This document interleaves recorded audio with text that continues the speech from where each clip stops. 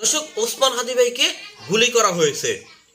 অনেকেই বলতেছে ওসমান হাদির গুলির পিছনে নাকি আওয়ামী লীগ জড়িত এবং কোনো এক ছাত্রলীগ কর্মীর সম্পৃক্ততা নাকি পাওয়া যায়।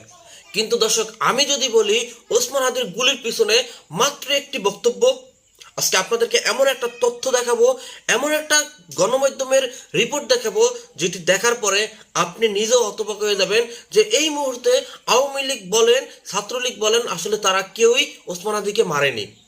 দর্শক, আওয়ামী লীগ যদি ওসমান হাদিকে গুলি করতো তাহলে আরো অনেক আগেই করে ফেলতো, কারণ ওসমান হাদি এমন কোনো প্রভাবশীল ব্যক্তি না, তার সাথে এমন কোনো 2-4 10টা 20টা 100 চামচা থাকে না, এবং তিনি এমন কোনো সিকিউরিটি নিয়ে চলাফেরা করেন না যে তাকে হত্যা করতে, তাকে কিছু করতে আওয়ামী লীগের এই মুহূর্তে আসা লাগবে।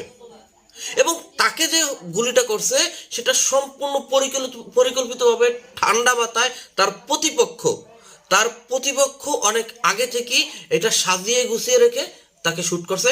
হয়তোবা সেই ক্ষেত্রে তিনি ছাত্রলীগের সহযোগিতা নিছে। দর্শক, আজকে আপনাদেরকে যে বিষয়টি দেখাবো সেই বিষয়টি হলো সময়ের গল্প ছোট্ট একটি পোস্ট করেছে। সেই পোস্টে আসলে মূল কেন্দ্র ওসমান হাদির বিরুদ্ধে, ওসমান হাদির বর্তমানে এই অবস্থা হওয়ার জন্য। দর্শক, সময়ের গল্প সেখানে লিখছে যে সংসদে সর্বপ্রথম বিসমিল্লাহ বলে চাঁদাবাজদের তালিকা করা হবে। এই বক্তব্যটা দিয়েছে ওসমান হাদি। তো এখন বিষয় হচ্ছে ওসমান হাদি এই যে বক্তব্যটা দিয়েছে, এই বক্তব্যটা কার বিরুদ্ধে গিয়েছে? ওসমান হাদি যে বক্তব্যটা দিয়েছে এই বক্তব্যটা বর্তমানে কাদের জন্য হুমকি স্বরূপ? আপনারা ইতিপূর্বে সকলেই জানেন যে বাংলাদেশের চাঁদাবাজ কারা, বাংলাদেশের দুর্নীতিবাজ এই মুহূর্তে কারা। আপনারা কিন্তু 5ই আগস্টের পর থেকে দেখে আসছেন, এবং এই দুর্নীতির বিরুদ্ধে কিন্তু ওসমান হাদি প্রতিনিয়তভাবে লড়াই করে গিয়েছে।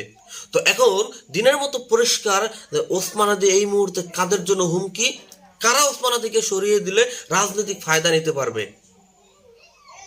ছাত্রলীগ করছে, আওয়ামী লীগ করছে, তাদের এই মুহূর্তে এসে তাদের ঠেকা পড়ে নেয় যে নির্বাচনের তফসিল ঘোষণা হওয়ার পরও তারা এমন একটা কর্মকাণ্ড ঘটিয়ে তারা দেশে অরাজকতা সৃষ্টি করবে এবং নিজেরা দূরের মাথায় থাকবে। তো সুতরাং এই কাজটা প্রতিপক্ষই করছে। দর্শক, আপনাদের মূল্যবান মতামত অবশ্যই কমেন্ট বক্সে জানিয়ে যাবেন। আজকের মতো ভিডিও এখানে শেষ করছি, দেখা হবে পরবর্তী অন্য কোনো ভিডিওতে। সেই পর্যন্ত ভালো থাকবেন, সুস্থ থাকবেন। আল্লাহ হাফেজ।